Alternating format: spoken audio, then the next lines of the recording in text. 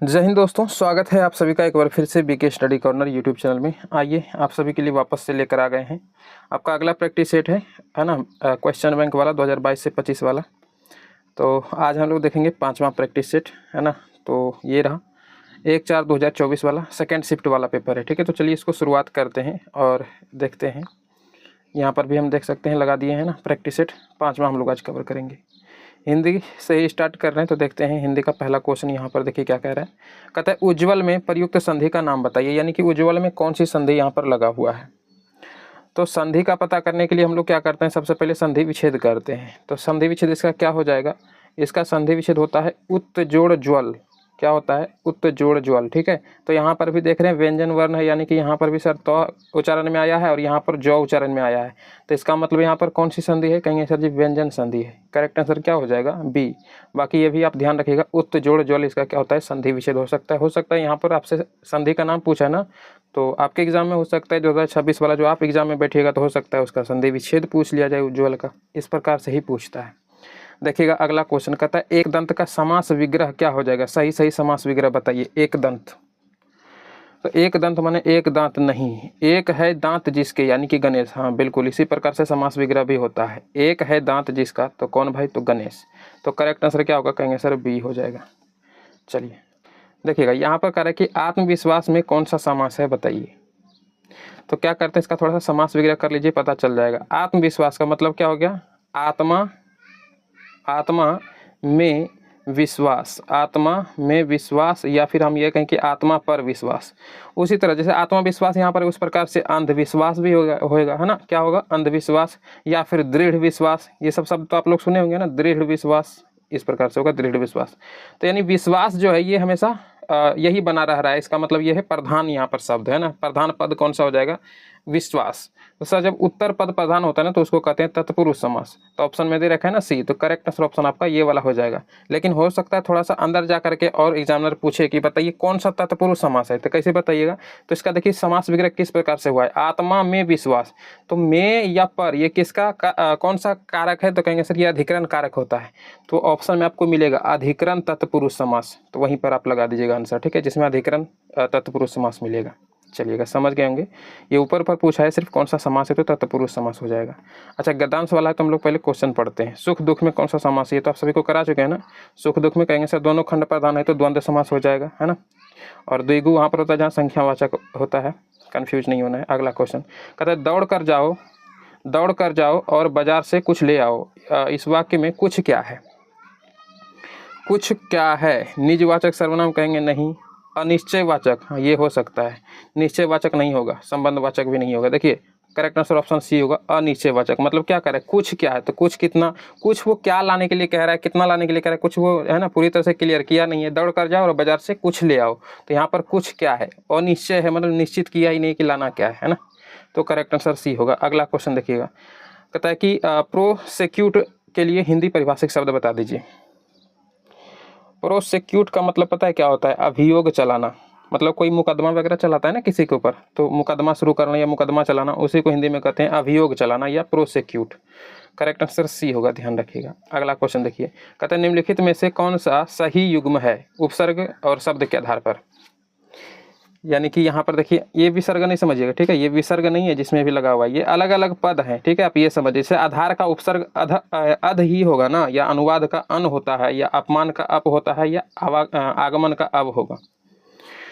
तो इसका ना समास संधि विषय थोड़ा सा करिएगा तो पता चल जाएगा। देखिए इसका करेक्ट आंसर होगा ऑप्शन बी। कहिएगा सर कैसे, अपमान का ये सब का जो है ना, ये समास संधि विग्रह जो भी दिया है ये गलत दिया है, यानी संधि विच्छेद गलत दिया है, ये वाला सही होगा। अपमान का संधि विच्छेद होता है ये कौन सा, अप प्लस मान। तो जो शुरुआत में लगता है उसको हम लोग क्या बोलते हैं, उपसर्ग बोलते हैं। तो कह तो रहा है कि उपसर्ग के आधार पर कौन सा सही है, तो बिल्कुल सही है, अपमान में अप उपसर्ग ही लगता है, इसलिए ऑप्शन बी वाला ही सही होगा। ठीक, ध्यान रहेगा ना। अपमान कह लीजिए या फिर अपकार कह लीजिए, यदि आपसे पूछता अपकार में कौन सा उपसर्ग लगेगा, यही अपयश भी कहीं कहीं पे पूछा जाता है, अपयश, इसमें कौन सा हो जाएगा। अप शब्द भी आप सभी लोग सुने होंगे ना, अप शब्द ये भी एक शब्द है, तो इसमें भी कौन सा उपसर्ग लगा है, अप उपसर्ग लगा है। चलिए अगला क्वेश्चन कहता है भोजनालय में कौन सा संधि है, करा चुके हैं भोजनालय, आलय वाला है ना। तो कहेंगे सर भोजन प्लस आलय, भोजन प्लस आलय। तो यहाँ पर भी क्या है सर, नौ और यहाँ पर अ का उच्चारण है सर, यहाँ पर आ लगा हुआ है, तो अ प्लस आ मिलकर के क्या बन जा रहा है, आ ही बनता है और ये कौन सा बड़ी मात्रा है आ का, तो दीर्घ संधि इसको कहेंगे। दीर्घ कौन सा, तो दीर्घ स्वर संधि, इस प्रकार से भी आप बोल सकते हैं। करेक्ट आंसर ऑप्शन ए होगा। अगला क्वेश्चन कहता है कि घर बसाना मुहावरे का अर्थ क्या हो जाएगा। तो घर बनाना नहीं होगा, सिंपल नहीं होता, ठीक है। घर तोड़ना और अविवाहित रहना नहीं होगा। घर बसाने का माने होता है कि विवाह कर लेना, है ना। तो भाई उसने घर बसा लिया मतलब उसने विवाह कर लिया। अगला कहता है इनमें से कौन सा वाक्य अशुद्ध है। अशुद्ध यानी 3 तो इसमें शुद्ध है, दिमाग लगाइए। पुस्तकों के बिना कैसे पढ़ोगे। अच्छा, आगे एक गहरी झील मिलेगी। झील मिलेगी, झील स्त्रीलिंग है, ठीक है, झील मिलेगी, ये सही है। वह इस पक्का ईश्वर का पुजारी है, यही वाला गलत है ना। यानी कि आंसर आपका यही वाला होगा, अशुद्ध वाक्य यही है। कहेंगे सर ऑप्शन हो जाएगा सी वाला। और सभी वाक्य शुद्ध है, नहीं भाई सभी शुद्ध नहीं है, सी अशुद्ध है और आंसर आपका यही वाला होगा। कह रहा है ना कि अशुद्ध कौन सा है। कहिएगा सर कैसे। वह पक्का ईश्वर का, पक्का ईश्वर कैसा होता है। ईश्वर तो पक्का ही होता है ना, पक्का और कच्चा क्या। यहाँ ये भले बोल सकते हैं कि वह ईश्वर का पक्का पुजारी है, मतलब कि है ना, कहता है ना कि भाई पूरी तरह से ईश्वर को मानने वाला पुजारी है, तो उसको पक्का पुजारी हम बोलेंगे। तो पक्का पुजारी बोल सकते हैं, पक्का ईश्वर नहीं बोलेंगे, समझ। ये पक्का शब्द ये वाला बीच में लगेगा, का और पुजारी के बीच में, यहाँ पर नहीं लग जाएगा, इसलिए ये वाला गलत हो जा रहा है। तो करेक्ट आंसर आपका सी होगा। अगला क्वेश्चन देखिएगा, यहाँ पर कहता है उसका कुत्ता अत्यंत आज्ञाकारी है। यहाँ पर काले शब्द में कौन सा पद बंद है, यानी कि ये लाल वाला, ठीक है। काला का मतलब यहाँ लाल होता है, तो आप सभी को बता रहे हैं हर क्लास में, है ना। तो बताइएगा अत्यंत आज्ञाकारी, विशेषण पदबंध, आज्ञाकारी विशेषण, हाँ ये हो सकता है, कहेंगे सर। अच्छा, अत्यंत आज्ञाकारी कोई संज्ञा नाम या वस्तु वगैरह का स्थान का नाम तो नहीं है सर, संज्ञा पदबंध नहीं होगा। सर्वनाम का भी यहाँ पर कोई यूज नहीं हुआ है। क्रिया पदबंध कोई काम वगैरह तो नहीं हो रहा है, तो ऑप्शन आपका ए ही बिल्कुल सही है, विशेषण पदबंध है। आज्ञाकारी शब्द क्या है, विशेषण है ना, तो करेक्ट आंसर ऑप्शन ए होगा। अगला क्वेश्चन देखिए, कहता है वह पैदल नहीं चल सकता, वाक्य में कौन सा वाच्य है बताइए। देखिए यहाँ पर कंफ्यूज होता है बहुत सारा स्टूडेंट, तुरंत आप क्या आंसर लगाए होंगे। यदि आप अपने दिमाग में आ रहा होगा तो कहिएगा सर भाववाची होगा, जबकि बाबू मेरी ये गलत आंसर है आपका। यहाँ पर आंसर हो जाएगा कर्तरीवाची। कहिएगा सर कर्तरीवाची कैसे हो जाएगा। अगर यहाँ पर हम ये कहें कि सीता जोड़ दें, है ना, वह हटा करके यहाँ हम सीता जोड़ देते हैं, तो सीता पैदल नहीं चल सकती, तो आगे कौन सा शब्द आ जाएगा, शक्ति, ठीक है। फिर जैसे हम बहुत सारे लोग हैं, तो उसके लिए क्या शब्द होगा कि वे लोग पैदल नहीं चल सकते, तो फिर मतलब वाक्य सेम है, बस इधर का सब्जेक्ट चेंज कर रहे हैं, तो क्या हो जा रहा है, सकते इधर बन जा रहा है। मतलब देख रहे हैं जो चल सकना, ये जो कार्य हो रहा है, ये किसके अकॉर्डिंग हो रहा है, मतलब किस पे निर्भर कर रहा है, सब्जेक्ट पे निर्भर कर रहा है कि सब्जेक्ट कौन सा है। सीता रहेगी तो यहाँ पर शक्ति यानी स्त्रीलिंग वाला आएगा। ढेर सारा लोग है तो यहाँ पे सकते हो जाएगा। एक व्यक्ति यानी वह है तो वहाँ पर सकता रहेगा। मतलब समझ रहे, जो कार्य हो रहा है वो सब्जेक्ट के अनुसार बदल रहा है, इसलिए सब्जेक्ट की यहाँ पर प्रधानता हो जा रही है, इसलिए आपको कर्तरीवाची लगाना, यानी कर्ता यहाँ पर प्रधान हो जा रहा है, समझ रहे ना। तो इसलिए आपको भाववाची नहीं लगाना है। भाववाची वाला सिस्टम कब आता है, जैसे कह दें कि मुझसे चला नहीं जाता, लिखिए आराम से समझिएगा इसको, ठीक है। जैसे कहें कि मुझसे चला नहीं जाता, अब ये शब्द देखिए मुझसे है, ठीक है, मुझसे हटा करके कुछ और लगे, सीता ही लगाते हैं, चलिए आप ही के लिए। तो सीता से चला नहीं जाता, लास्ट में तो ता ही रहेगा है ना। इसके अलावा आप कुछ और लगा लीजिए, वे लोग से, जैसे ढेर सारा लोग रहेगा, तो क्या उसके लिए लगाएंगे कि उनसे चला नहीं जाता, फिर तो जाता ही रहेगा, समझ रहे हैं। तब यहाँ पर चेंज नहीं हो रहा है सब्जेक्ट के अनुसार, मतलब तब यहाँ पर भाव उत्पन्न हो रहा है, तो हम ये बोलेंगे, तो भाववाची तब लगाना होता है, समझ गए ना। तो ये वाक्य का ही फेर है। हिंदी समझ गए तो बहुत आसान, नहीं समझे तो बहुत मुश्किल, यही है। तो वह पैदल नहीं चल सकता, यहाँ चल सकना जो है कार्य जो हो रहा है वो सब्जेक्ट के अनुसार हो रहा है, तो कर्ता प्रधान, इसलिए कर्तरीवाची, समझ गए ना। तो करेक्ट आंसर ऑप्शन डी होगा यहाँ पर, ठीक। नहीं समझे तो फिर किसी क्लास में आएगा तो और अच्छे से समझाएंगे, ठीक है। वैसे समझ गए होंगे, इतना अच्छे से तो समझाते हैं, क्यों नहीं समझिएगा। अगला क्वेश्चन देखिए, नहीं समझे तो एक बार पीछे करके फिर से देखिए। कहता है ईश्वर तुम्हें सफलता प्रदान करे, यहाँ कौन सा वाक्य है। ईश्वर तुम्हें सफलता प्रदान करे, यहाँ पर कौन सा वाक्य है। संकेत जाहिर कर रहा है, नहीं सर। विधानवाचक देखिए, विधानवाचक भी नहीं होगा। विस्मयवाचक, यहाँ पर कोई विस्मय सूचक जो है कि चिन्ह का प्रयोग नहीं हुआ है, ये भी नहीं होगा। आंसर आपका सी वाला होगा। इच्छा जाहिर कर रहा है, कोई व्यक्ति इच्छा जाहिर कर रहा है कि ईश्वर तुम्हें सफलता प्रदान करे, मतलब वो अपना इच्छा जाहिर कर रहा है, तो करेक्ट आंसर आपका यहाँ पर सी होगा, ध्यान रखिएगा, ठीक। चलिए अगला क्वेश्चन कहता है शब्द और अर्थ के बीच संबंध बताइए।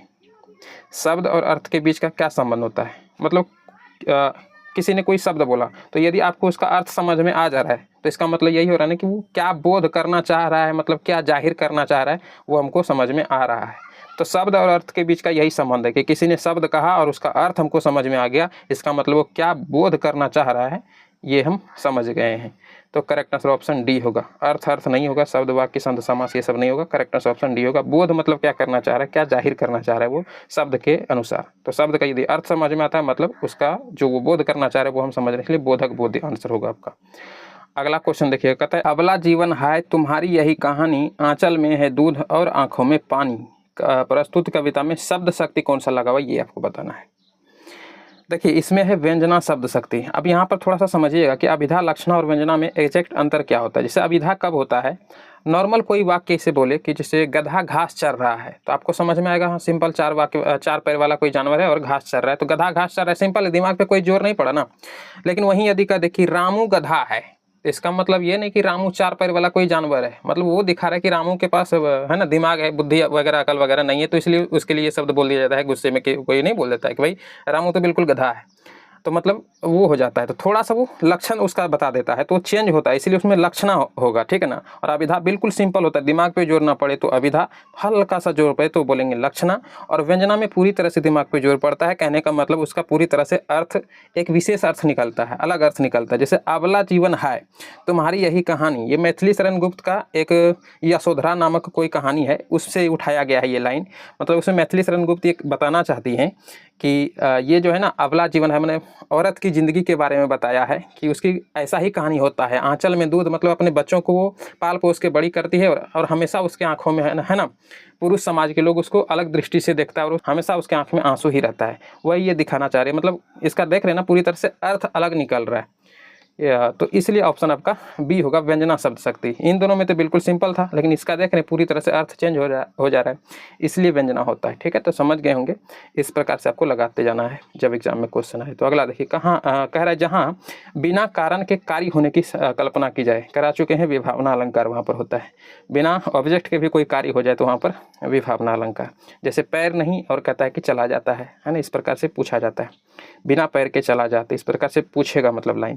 तो पैर जब नहीं तो कोई कैसे चल सकता है, तो बिना ऑब्जेक्ट का कोई कार्य हो तो वहाँ पर विभावना अलंकार होता है।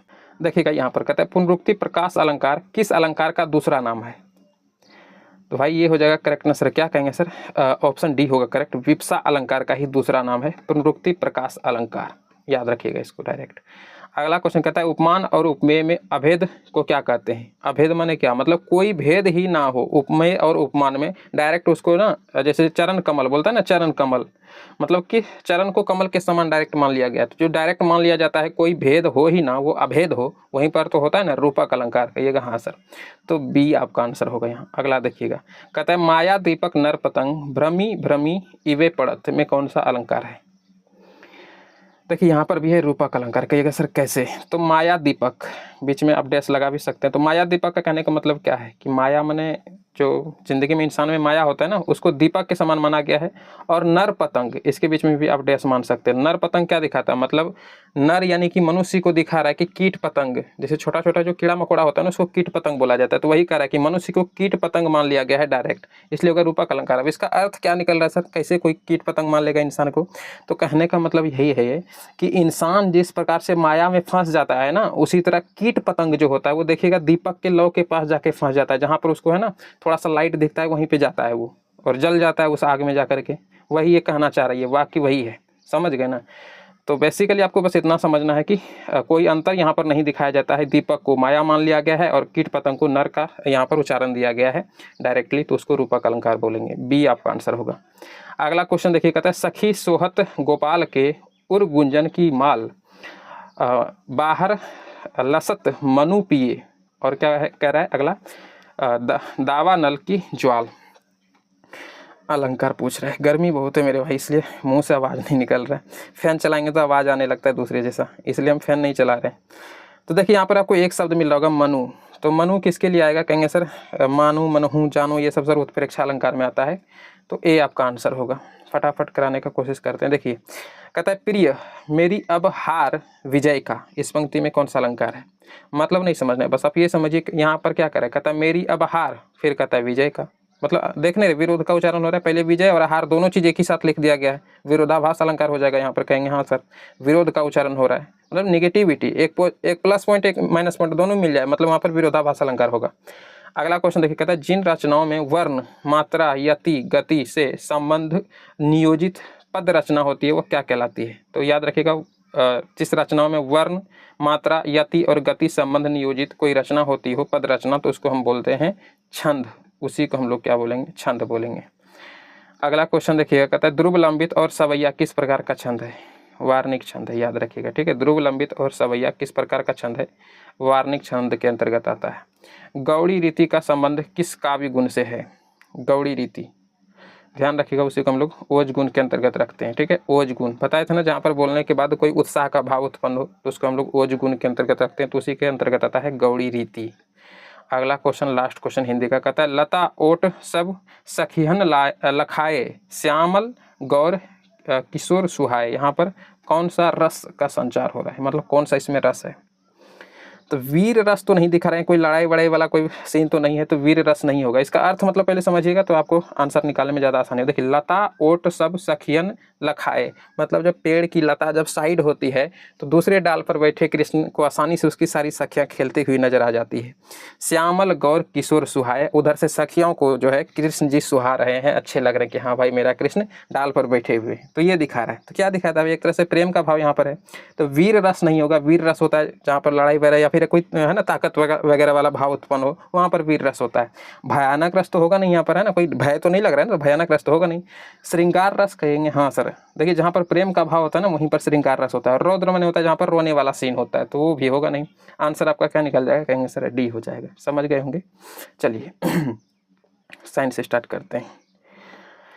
कह रहा है कि निम्न में से कौन सी बीमारी के औषधीय महत्व है? बताइए, कौन सी बीमारी के औषधीय महत्व है? देखिए, नाम से ही स्पष्ट आपको हो गया होगा, एरसॉट डिजीज। डिजीज माने क्या होता है? बीमारी तो होता है। तो ऑप्शन के अकॉर्डिंग सबसे सटीक आंसर सी वाला होगा। अगला क्वेश्चन देखिएगा, यहाँ पर कह रहा है कि रासायनिक अभिक्रिया में आप निम्नलिखित प्रभावों को किस प्रकार निर्देशित करेंगे? यानी कौन सी अभिक्रिया है, ये आप देख करके बताइए। डायग्राम जो यहाँ पर बना हुआ है, बताइए यहाँ पर कौन सी अभिक्रिया है। तो देखिए, ए और प्लस बी कोई दो यौगिक है, दोनों का जो है ना यहाँ पर अभिक्रिया कराया गया है। तो सी और डी दो अलग अलग यौगिक या तत्व बन रहे हैं, यौगिक ही बनेगा। यहाँ पर देखिए क्या निर्माण हो रहा है? कहेंगे सर एनर्जी बाहर निकल रहा है। तो एनर्जी बाहर निकलना यानी क्या होना? उष्मा बाहर निकलना, माने उसको उष्मा क्षेपी अभिक्रिया कहते हैं। उष्मा बाहर निकलना उष्मा क्षेपी, और उष्मा सोख लेना उसको उष्मा शोषी कहते हैं। तो यहाँ पर उष्मा बाहर निकल रहा है तो उसको हम लोग क्या बोलेंगे? उष्मा क्षेपी अभिक्रिया। अगला क्वेश्चन देखिए, कहता है एलपीजी में कौन सा हाइड्रोकार्बन मौजूद होता है?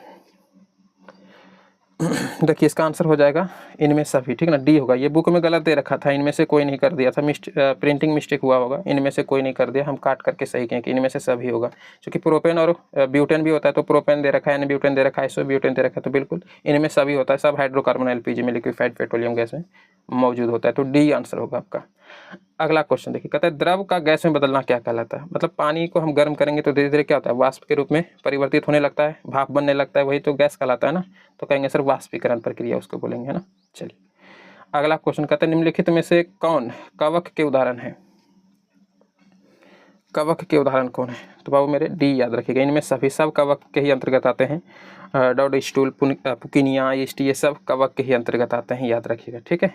अगला क्वेश्चन देखिए, यहाँ पर देखिएगा स्यूडो स्ट्रेटिफाइड एपिथेलियम पाया जाता है। अच्छा, एपिथेलियम से एक शब्द समझ में आ रहा होगा कि एपिथेलियम एक उत्तक का नाम होता है, एपिथेलियम उत्तक। तो वही पूछ रहा है कि स्यूडो स्ट्रेटिफाइड एपिथेलियम उत्तक ये कहाँ पाया जाता है? तो ध्यान रखिएगा, ये ना श्वास नली और ब्रोंकाई में पाया जाता है। ब्रोंकाई भी श्वास है ना, श्वसन तंत्र का ही एक हिस्सा है, हमारे फेफड़े में पाया जाता है। तो ब्रोंकाई और श्वास नली, इसमें ये उत्तक पाया जाता है, एपिथेलियम स्यूडो स्ट्रेटिफाइड एपिथेलियम उत्तक, याद रखिएगा, ठीक है, ये उत्तक का नाम है।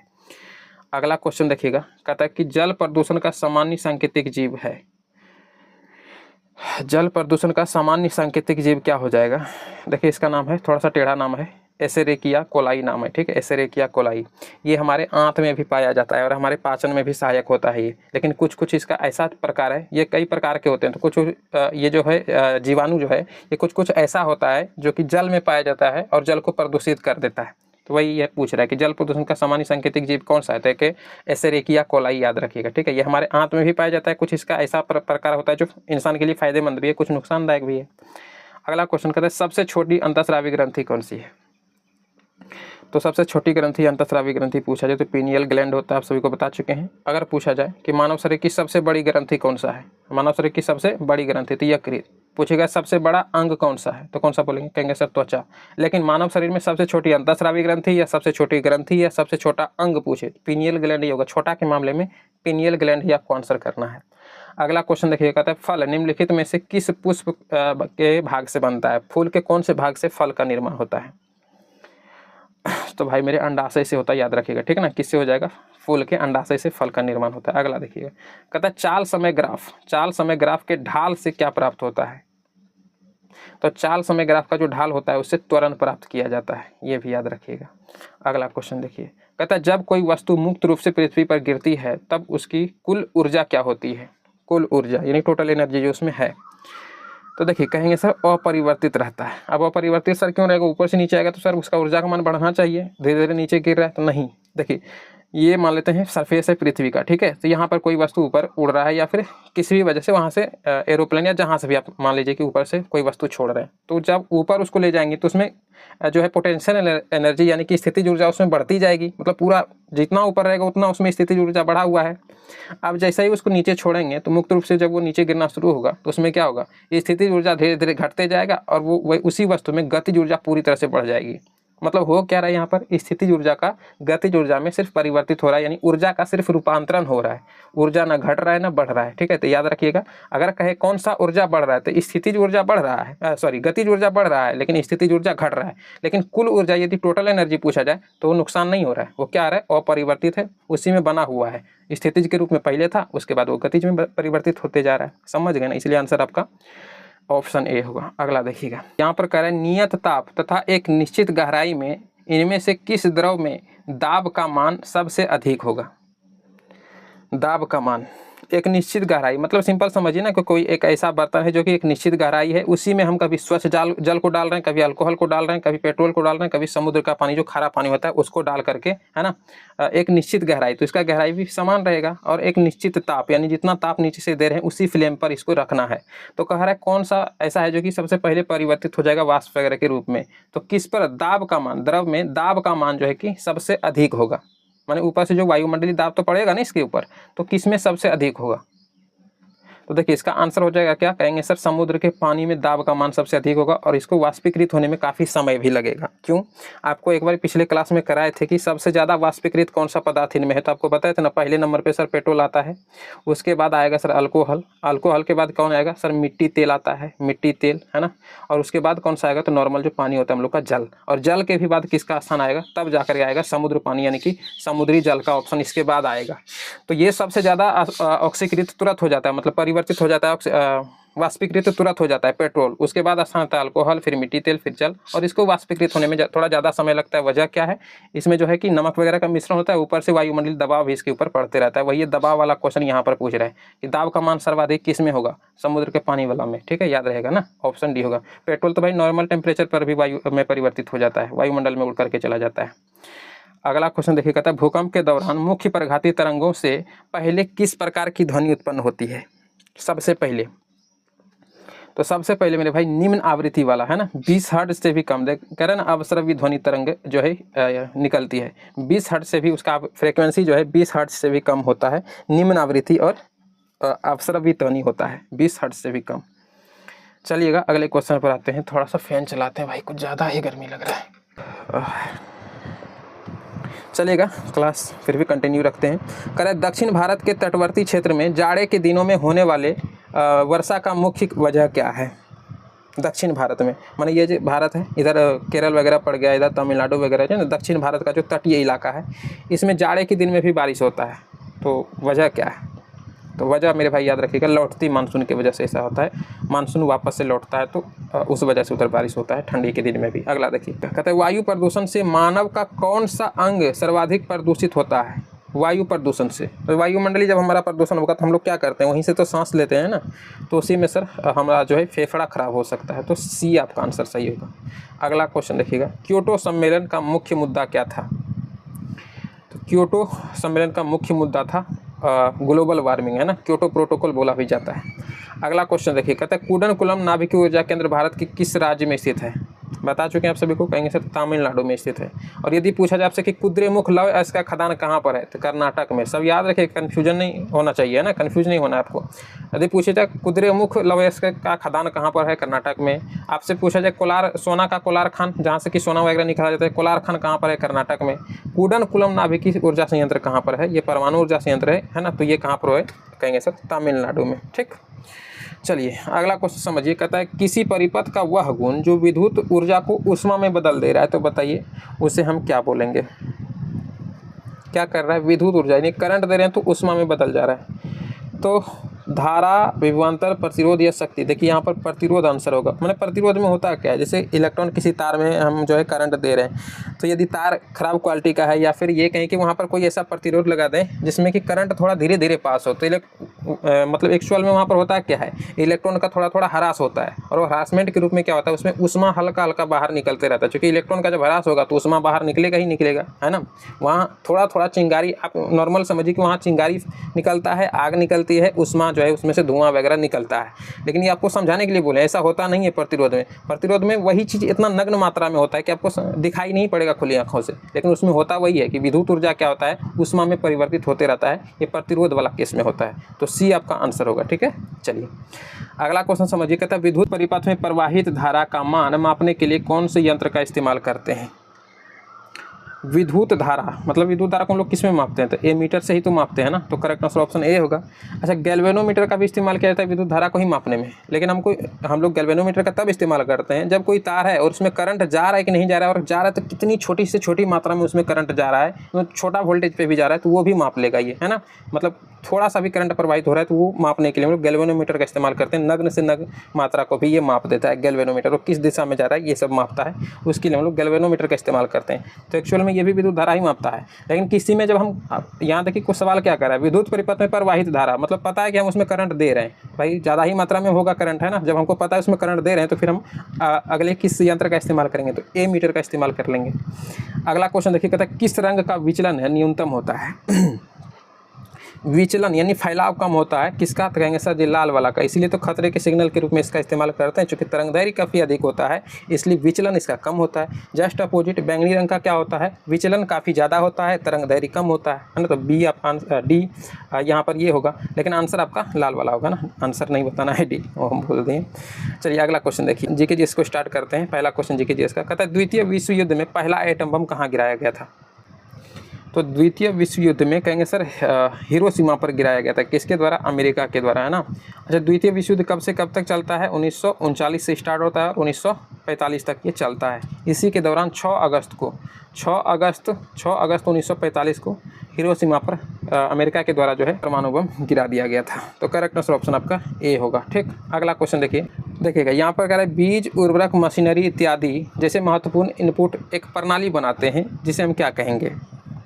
प्रणाली शब्द आया था, देखिए ऑप्शन किस प्रकार से डाल रहा है, वस्तु विनिमय प्रणाली। वाह, वस्तु विनिमय प्रणाली में क्या होता है, वस्तुओं का लेन देन होता था पहले, है ना। ये प्रणाली शब्द आया तो ये ऑप्शन डाल रखा है, तो होगा नहीं। जल प्रणाली भी नहीं होगा, क्यों, इसमें कहीं जल का इस्तेमाल तो हुआ ही नहीं है, कह ही नहीं रहा है कि जल का इस्तेमाल हम करेंगे। यहाँ कह रहा है बीज, उर्वरक, मतलब कोई बीज वगैरह है उसका संशोधन करना है, उर्वरक वगैरह का संशोधन करना, अच्छा खाद बनाना है, मशीनरी वगैरह का उसमें इस्तेमाल होगा ही। तो एक प्रकार से किस चीज़ का निर्माण होता होगा, कहेंगे सर फॉर्म प्रणाली का, कोई कारखाना वगैरह का निर्माण हो सकता है ना। तो सी आपका आंसर होगा। वस्तु विनिमय प्रणाली, जल प्रणाली, ये सब कहाँ से आ गया। चलिए अच्छा, अगले क्वेश्चन पर आ जाइए। कहते हैं निम्नलिखित में से कौन सा वृक्षारोपण कृषि का उदाहरण है। वृक्षारोपण माने जैसे पेड़ लगाते हैं उसी तरह इस फसल को भी लगाते हैं। तो कहिएगा सर जूट, नहीं, जूट को तो ऐसे धुन देते हैं ना, बाकी गेहूं भी ऐसे हम लोग जो है ना छिट देते हैं खेत में, धुन देते हैं खेत में, ये भाषा तो आप लोग समझ ही रहे होंगे, है ना। बाकी यहाँ पर है क्या, चाय, देखिए चाय वाला आंसर हो जाएगा। तिलहन में भी क्या होता है, तिलहन तो हम लोग भी ऐसे खेत में जो है ना लगा देते हैं, लेकिन चाय वाला नहीं होगा। चाय क्यों नहीं होगा कि इसको पेड़ के जैसा एकदम फॉर्मिंग करके लगाया जाता है, अच्छे से सेम दूरी पर लगाया जाता है, मतलब जिस तरह पेड़ लगाते हैं उस तरह इसको एक एक करके इसका पेड़ लगाया जाता है। चाय का खेती इसी प्रकार से होता है। वही ये कह रहा है कि वृक्षारोपण के जैसा कौन सा कृषि होता है, चाय वाला होता है। सी आंसर होगा। अगला क्वेश्चन देखिए, कहता है कि हिंद स्वराज नामक पुस्तक किसने लिखा था। हिंद स्वराज नामक पुस्तक किसने लिखा है, तो कहेंगे सर जी महात्मा गांधी जी ने लिखा है हिंद स्वराज नामक पुस्तक। कब प्रकाशित होता है ये, 1909 ईस्वी में। 1909 ईस्वी में इसका जो है प्रकाशन होता है। और किस भाषा में हिंद स्वराज को लिखा गया था, तो भाई ध्यान रखिएगा गुजराती भाषा में ही लिखा था। ठीक है, याद रखिएगा। आइए अगला क्वेश्चन देख लेते हैं। कहता है जेम्स वाट ने किस यंत्र का आविष्कार किया था? जेम्स वाट ने किस यंत्र का इस्तेमाल किया था? तो भाई मेरे वास्प इंजन का इस्तेमाल किया था। किसने? जेम्स वाट ने। अच्छा, सेफ्टी लैंप का आविष्कारक कौन थे? कुछ इंपॉर्टेंट है, ये सब हो सकता है पूछ लिया जाए। तो हम्फ्री डेवी, याद रखिएगा, सेफ्टी लैंप के हम्फ्री डेवी सेफ्टी लैंप के आविष्कारक। इसके अलावा यदि आपसे पूछा जाए कंप्यूटर के आविष्कारक कौन थे, तो पता होगा चार्ल्स बेबेज, या फिर एक और याद रखिएगा फाउंटेन पेन वाला, ये हो सकता है आपसे पूछ लिया जाए। फाउंटेन पेन के आविष्कारक कौन थे? तो याद रखिएगा वाटरमैन उसका नाम था, है ना। क्या बोलेंगे सर? वाटरमैन। फाउंटेन पेन के आविष्कारक वाटरमैन, कंप्यूटर के आविष्कारक चार्ल्स बेबेज, सेफ्टी लैंप के आविष्कारक हम्फ्री डेवी, वास्प इंजन के आविष्कारक जेम्स वाट। याद रखिएगा इन चारों को। चलिए अगले क्वेश्चन पर आइए। यहाँ पर कह रहा है कि 2011 की जनगणना के अनुसार बताइए कि भारत की कितनी प्रतिशत आबादी द्वितीयक कार्यों में लगी है? द्वितीयक कार्यों में लगी है। 2011 की जनगणना बताइए।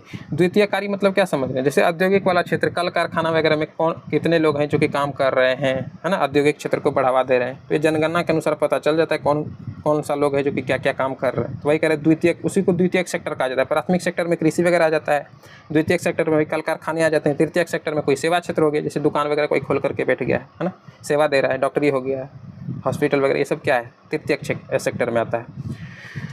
तो देखिए इसका आंसर क्या हो जाएगा? कहेंगे सर 24.3%। याद रखिएगा इस आंकड़ा को, ठीक है ना। 2011 की जनगणना है और ये आपको याद रखना है। अगला क्वेश्चन देखते हैं, मानचित्र की दूरी को मापनी में क्या कहते हैं? मानचित्र की जो दूरी होता है उसको मापनी में क्या बोलेंगे? तो कहेंगे सर उसको हम लोग अंश बोलते हैं, ठीक है। क्या बोलेंगे? अंश। अगला क्वेश्चन देखिएगा, यहाँ पर करें निम्नलिखित में से कौन सा कथन सही नहीं है? मतलब एक इसमें गलत है। तो भारत विश्व में फलों का दूसरा सबसे बड़ा उत्पादक है, ये बिल्कुल सही है। भारत विश्व में सब्जियों का सबसे बड़ा उत्पादक है, यही वाला आंसर नहीं होगा, है ना। मतलब कि यही वाला गलत होगा, आंसर आपका यही वाला होगा। बाकी फल सब्जियों मसालों के उत्पादन को बागवानी कहते हैं। उत्तर प्रदेश भारत में गेहूं का सबसे बड़ा उत्पादक, ये सब ठीक है। ऑप्शन बी वाला यहाँ पर आपका आंसर हो जाएगा। भारत जो है ये विश्व में सब्जियों के उत्पादन में दूसरे नंबर पर आता है। कह रहा है सबसे बड़ा उत्पादक चाइना है, ठीक है, सब्जी उत्पादन के मामले में। तो भारत है दूसरे स्थान पर सब्जियों के मामले में। अगला क्वेश्चन देखिएगा, कहता है बालाघाट खान जो है ये निम्नलिखित में से किस खनिज के लिए प्रसिद्ध माना जाता है? वहाँ पर कौन सा खनिज का खनन होता है? बालाघाट खान तो कॉपर के लिए फेमस है, ठीक है। किसके लिए? कहेंगे सर कॉपर के लिए। ऑप्शन आपका यहाँ पर सी आंसर हो जाएगा। चलिए अगले क्वेश्चन पर आइए, फैन को बंद कर देते हैं। देखिए यहाँ पर कह रहा है कि बिहार में कितने प्रतिशत भौगोलिक क्षेत्र में वन का फैलाव है? तो 7.84%। याद रखिएगा 7.84%। तो ऑप्शन के अकॉर्डिंग डी आपका यहाँ पर सही हो जाएगा। अगला क्वेश्चन देखिए, कहते हैं भारत के किस राज्य में सौर ऊर्जा के विकास की सर्वाधिक संभावनाएं हैं? कहाँ पर है जो कि सौर ऊर्जा को सबसे ज़्यादा विकसित किया जा सकता है? तो कहेंगे सर जी राजस्थान में, है ना, काफ़ी खाली एरिया भी है, तो सौर ऊर्जा को सबसे ज़्यादा विकसित वहाँ पर हम कर सकते हैं। अगला क्वेश्चन देखिए, कहता है कितने विशेष आर्थिक क्षेत्र विकसित देश में हो गए हैं? ये क्वेश्चन वैसे इंपॉर्टेंट नहीं था, है ना, इंपॉर्टेंट है भी नहीं, ये पहले पूछा गया था क्वेश्चन, ये आपसे नहीं पूछेगा। 7 इसका आंसर होगा। चलिए अगले क्वेश्चन पर आइए। कहता है कि काली मिट्टी का दूसरा नाम, तो करा चुके हैं, रेगुर मृदा को ही दूसरी नाम काली मिट्टी के नाम से हम लोग जानते हैं, है ना। और इसी में कपास की खेती, कपास जिससे कपड़ा बनता है ना, तो कपास की खेती के लिए काली मिट्टी काफ़ी फेमस है, उसी को हम लोग रेगुर मिट्टी कहते हैं। अगला क्वेश्चन देखिएगा, यहाँ पर कह रहे गौरवपूर्ण क्रांति किस देश में हुई थी? तो गौरवपूर्ण क्रांति कहेगा सर ऐसा कौन सा क्रांति है? तो इंग्लैंड में हुआ था। अब गौरवपूर्ण इसलिए, इसका इंग्लैंड की क्रांति को ही हम लोग गौरवपूर्ण क्रांति कहते हैं। अब गौरवपूर्ण इसलिए कहते हैं कि इसमें कोई खून खराबा हुआ ही नहीं था, है ना, मतलब सीट को गद्दी को लेकर के ये लड़ाई था, तो इसमें कोई खून खराबा नहीं हुआ था। तो देखिए इससे ये रिलेटेड आप याद रखिए, गौरवपूर्ण क्रांति इंग्लैंड में तो हुआ ही था, लेकिन कब हुआ था, हो सकता है आपसे इसका डेट पूछा जाए। तो इंपॉर्टेंट ये है, कहेंगे सर 1688 से लेकर के 1689 के बीच का ये बात है ना, 88 से 89 के बीच का ये बात है, ये आपको याद रखना है, ठीक है। चलिए अगला क्वेश्चन कहता है कि मुख्य चुनाव आयुक्त का कार्यकाल होता है कितने वर्षों का? देखिए भाई मेरे इसका आंसर हो जाएगा ऑप्शन है 6 वर्ष का होता है, लेकिन यहाँ पर क्या लिखा है 65 वर्ष उम्र। इसका मतलब है कि अधिकतम वो 65 वर्ष तक ही उम्र तक मुख्य चुनाव आयुक्त के कार्यकाल में वो रह सकते हैं। इसका मतलब ये है कि मान लेते हैं कोई व्यक्ति 52 वर्ष का है, ठीक है, 52 वर्ष उसकी उम्र है और वो जो है मुख्य चुनाव आयुक्त बने हैं, तो 6 वर्ष तक वो रहेगा। मतलब इसमें जब हम 6 जोड़ देते हैं तो 58 वर्ष तक, मतलब अभी भी 65 वो नहीं, उसका जो एज नहीं हुआ है तो वो पूरी तरह से अपना कार्यकाल 6 वर्ष तक कर सकता है। लेकिन वहीं यदि कोई व्यक्ति मान लीजिए कि कोई 62 वर्ष का है, ठीक है, और उसको कार्यकाल मिला है, ये मुख्य चुनाव आयुक्त वाला पद उसको मिला, तो 6 साल तक तो वो रह सकता है, लेकिन 3 साल में ही उसका क्या हो जाएगा, 65 वर्ष है ना पूरा हो जा रहा है, तो मतलब वो आगे सिर्फ 3 साल के लिए ही मुख्य चुनाव आयुक्त के पद पर रहेंगे, उसके बाद उसको पदस्थापित कर दिया जाएगा, मतलब वो हो जाएगा, है ना। तो वही ये कह रहा है कि अधिकतम 65 वर्ष की उम्र तक ही मुख्य चुनाव आयुक्त कोई बन सकता है, लेकिन मैक्सिमम उम्र यदि आपका कार्यकाल पूछा है तो वो 6 वर्ष का होता है, मैक्सिमम उम्र 65 वर्ष। ये दोनों चीज़ें आपको ध्यान रखना है। अच्छा, इसी से रिगार्डिंग क्वेश्चन आपका बिहार डीएलएड में पूछा गया कि प्रथम मुख्य चुनाव आयुक्त कौन था। नाम आप सभी को पता होगा, नाम था क्या, कहेंगे सर सुकुमार सेन उसका नाम था, है ना, सुकुमार सेन। यहाँ पे इससे रिगार्डिंग ये क्वेश्चन याद रखिएगा कि ईसीआई की स्थापना कब होता है, इलेक्शन कमीशन ऑफ इंडिया की स्थापना, कहेंगे सर जी इसका स्थापना होता है 25 जनवरी 1950 को ही इसकी स्थापना हो जाती है ना। 25 जनवरी 1950 को ही हमारे देश का जो संविधान लागू हुआ था उससे एक दिन जस्ट पहले इसकी स्थापना की जाती है। तो इस वजह से हर वर्ष 25 जनवरी को हम लोग क्या मनाते हैं, तो कहेंगे सर राष्ट्रीय मतदाता दिवस, डे लिख देते हैं, ठीक है। तो राष्ट्रीय मतदाता दिवस कब मनाया जाता है, हर वर्ष 25 जनवरी को मनाया जाता है। अब क्यों मनाया जाता है, क्योंकि ईसीआई यानी इलेक्शन कमीशन ऑफ इंडिया की स्थापना हुई थी 25 जनवरी 1950 को ही, इसलिए। बाकी पहले चुनाव आयुक्त कौन थे, तो सुकुमार सेन।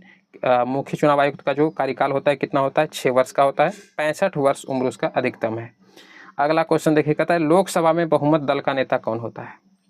तो भाई लोकसभा में बहुमत दल का नेता पीएम होता है, प्रधानमंत्री होता है। अगला देखिएगा, कहता है जब हम लैंगिक विभाजन की बात करते हैं तो हमारा क्या मतलब निकलता है, मतलब क्या अभिप्राय होता है।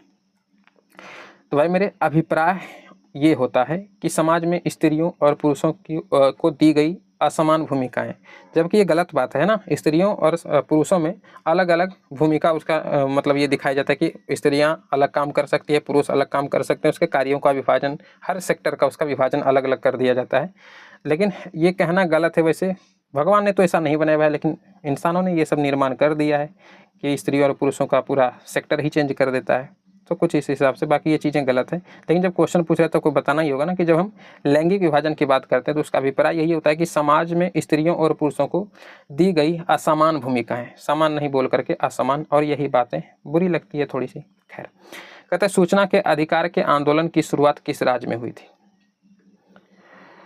तो भाई मेरे ये राजस्थान में हुआ था। करेक्ट आंसर ऑप्शन आपका ए हो जाएगा। वापस गर्मी लगने लगी भाई, क्या ही बोले। खैर अब क्लास एंड ही होने वाला है ना। चलिए लास्ट कुछ क्वेश्चन रह गए, 2 क्वेश्चन। कहता है कि लोकतंत्र की सफलता के लिए एक आवश्यक शर्त क्या होना चाहिए। तो शिक्षा का अभाव, कहेंगे सर नहीं। बेरोजगारी नहीं। लोकतंत्र में आस्था, हाँ हो सकता है। मतदान का दुरुपयोग नहीं। आंसर ऑप्शन आपका सी हो जाएगा। लेकिन इसका कितना बढ़ चढ़ के यूज हो रहा है आप सभी को पता होगा ना। मतदान का दुरुपयोग, क्या ही बोले, गुस्सा तो बहुत आता है भाई, क्या ही बोले। मन तो करता है कि क्या कर दें, लेकिन क्या जा सकता है। हमको यही लगता है कि हमसे बड़े बड़े लोग सब जो हैं वो तो कुछ कर ही नहीं रहे हैं, तो हम लोग से क्या ही होगा। लेकिन वही है, जब जेएनजी प्रोटेस्ट जब होगा ना, तब बढ़ चढ़ कर हिस्सा लेना है। और जितना देश लुटेरा सब है ना भाई, सबको एकदम खदेड़ देना है। मेरे तो दिमाग में यही है, चाहे दुनिया इधर से उधर हो जाए। देखिएगा लास्ट क्वेश्चन, कहता है किस वर्ष रूसी क्रांति ने आर्थिक लोकतंत्र की नींव को मजबूती प्रदान की।